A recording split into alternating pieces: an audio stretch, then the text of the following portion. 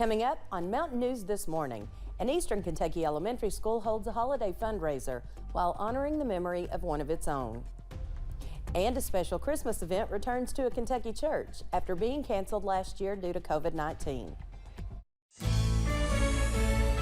Dedicated to Eastern and Southern Kentucky, this is WYMT Mountain News this morning.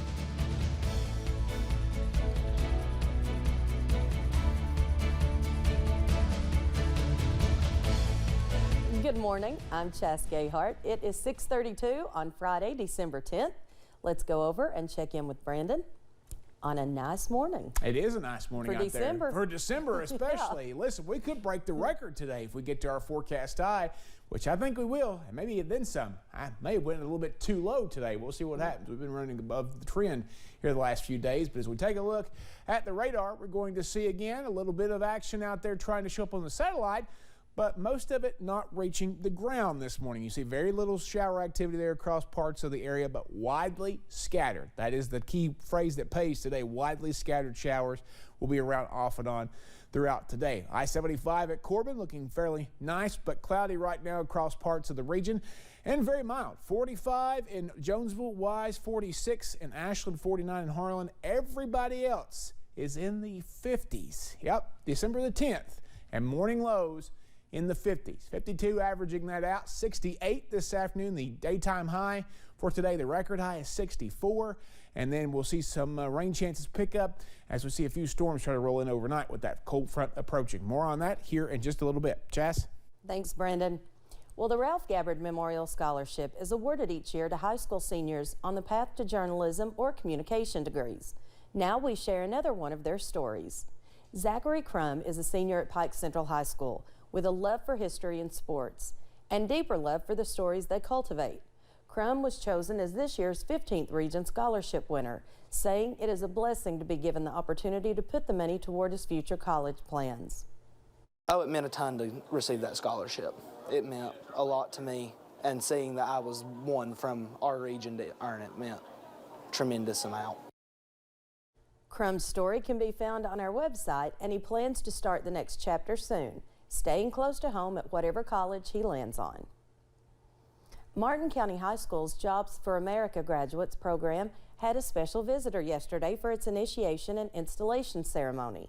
First Lady Brittany Bashir spoke to those in attendance, sharing her excitement for the program and the growth it has seen in Martin County and across the Commonwealth. With more than 75 students taking parts in the event, the First Lady says the school's program, which focuses on helping students prepare for their future after high school, shows promise and potential. This is a program that is going to help these kids find their next steps in life, and not only in job or school placement, but in how do you conduct an interview, how to look someone in the eye, how to get up and speak publicly. And those are things that are not easy for anybody. Students also performed a Christmas waltz at the end of the event, one they prepared for the area's Christmas in the Mountains event, but wanted to share with their special visitor yesterday. A book bench was dedicated to a former Perry County Central High School teacher.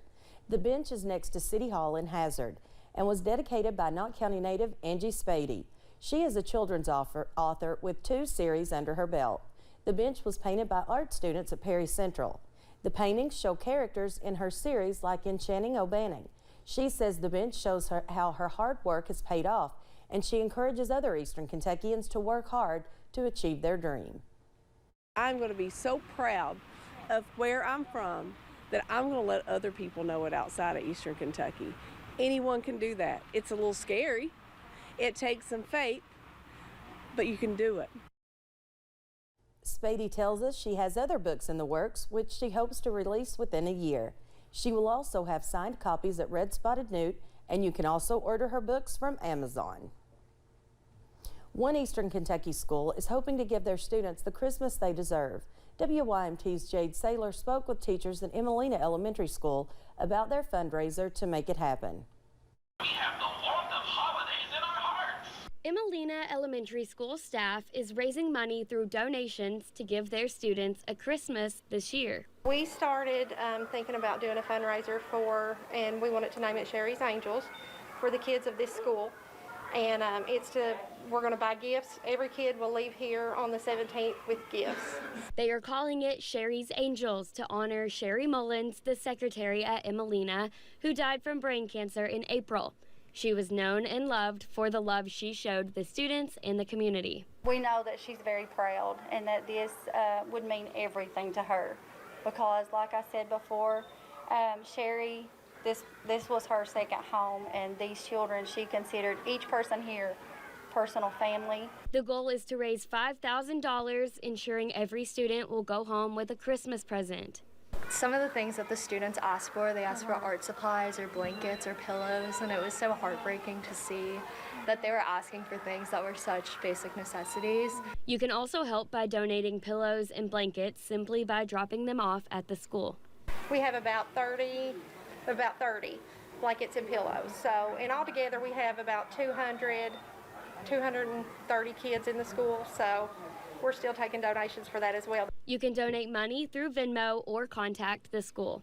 In Knott County, Jade Saylor, WYMT Mountain News. You can visit our website, WYMT.com, for the school's phone number and the Venmo account. They are hoping to meet their goal before December 17th. And as the holiday season continues, one organization is in need of volunteers to help ring the bell. Salvation Army volunteer recruiters in Bowling Green say after the pandemic, it's been hard to get back on track while getting volunteers to sign up to ring the bell. Captain Johnny Horton says this is the biggest fundraiser for the nonprofit. We're really highly needing volunteers to come out and volunteer and help the Salvation Army ring the bell. We have a total of 2,000 volunteer hours available. Right now we only have about 500 of those hours scheduled. So we need a lot of volunteers to help us meet our goal. The money we raise now not only gets kids toys for Christmas, but also sends kids to summer camp in the summertime. Salvation Army employees say the funds collected during the holidays sustains the nonprofit throughout the year. Sharing the reason for the season, Faith Assembly of God in London is hosting its live drive-thru nativity.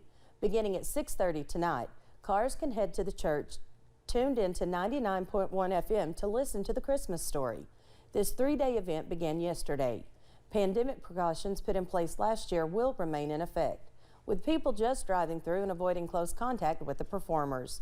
Church volunteers believe this story is perfect for a community that has had a tough couple of years. It gives them something very wholesome to do where they can go as a family. It doesn't cost them a dime. They can drive through and just enjoy watching the city of Bethlehem come alive. The free performance will continue until about 10 p.m. and will happen again Saturday starting at 6:30. Christmas in a Small Town is back this year after being canceled last year due to the pandemic. WYMT's Dakota Makris attended the first night of the festivities and talked with folks about the importance of the event. It is beginning to look a lot like Christmas in Eastern Kentucky. We plan for about 6 months, and there's a lot that goes into it, and we try to add a little something new every year or change it up in some way. You know, we've purchased our own ice rink now. Festive events like giving trees, ice sculpting, and a parade happening this weekend. They're also bringing a 6-block Santa throne. It's a throne, and Santa Claus's face is carved in the back of it. It's beautiful. And vendors like Willis Jones coming out to sell handmade wooden items. From Christmas trees to window panes to lanterns. Folks coming out to enjoy the holly jolly atmosphere. Everybody seems to be happy and joyful, you know, despite going through this time with the pandemic, with COVID and everything, and things looks exciting. Even Ebenezer Scrooge making a visit, filling the Christmas cheer himself. Our dear Savior came into the world, and we remember the very importance of the season. If you watched our 6 p.m. newscast last night, you would have seen our very own morning anchor Dakota Makris have some fun on the ice. Christmas in a Small Town goes until 8 o'clock tonight and from noon to 8 Saturday. We will have a list of all those events taking place at Christmas in a Small Town over on WYMT.com. Well, first responders are asking folks to prepare for wintry weather now. When the snow eventually falls, you should stay indoors if possible. Avoid roads with black ice. Call 911 immediately if you are in an accident and stock up on supplies beforehand. Firefighters with the Wootton Volunteer Fire Department say they hope there will not be a repeat of the ice storms from last winter. I'm going by the old wise tale. If I've always told, if it's wet during the summertime, expect a wet winter. And that's what I expect. I expect snow, hopefully no ice. Lewis says if the weather does get that bad, they are fully equipped to deal with whatever Mother Nature may throw at them.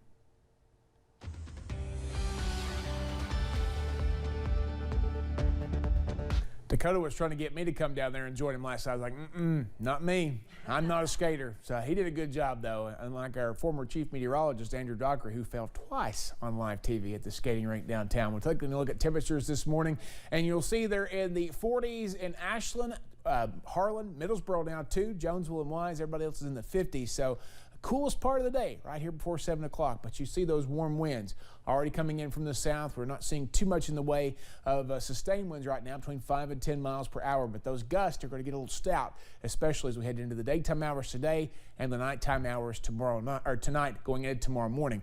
Temperatures not too bad as we head out there, kind of splitting the difference there in the low 50s for the breakfast forecast. So get your breakfast in you, get ready to go to school, and hopefully we will dodge some bullets as it comes in the weekend with the possibilities for strong to severe storms. Chas?